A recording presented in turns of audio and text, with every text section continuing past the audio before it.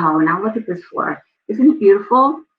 So this is polyurethane again, and it's hard to tell, of course, because it's a picture, but it can be just lovely when it's cared for well. Excuse me.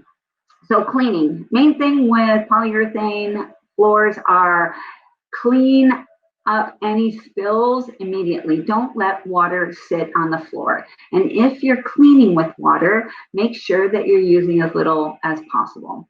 Vacuum frequently, because remember what those big bad things are for wood floors, right? One of the main things is grit and sand and dirt. So we want to vacuum that up really, really well. It says to damp mop as necessary, but use as little moisture as possible.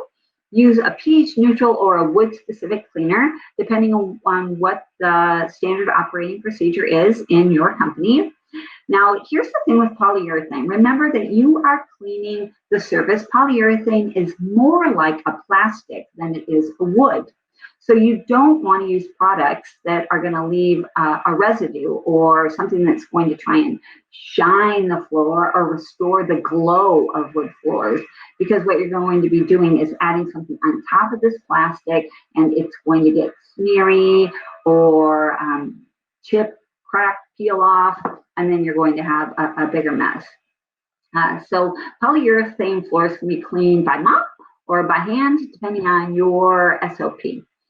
A dry path may be really helpful after mopping these floors. If you have a floor that has a lot of buildup, or it's the first time in, or maybe they have a lot of pets and they're dirty, a lot of times you want to wash them, dry them, and then one more dry pass when you're done, and that will really help with that streaking and with a little bit of additional sediment.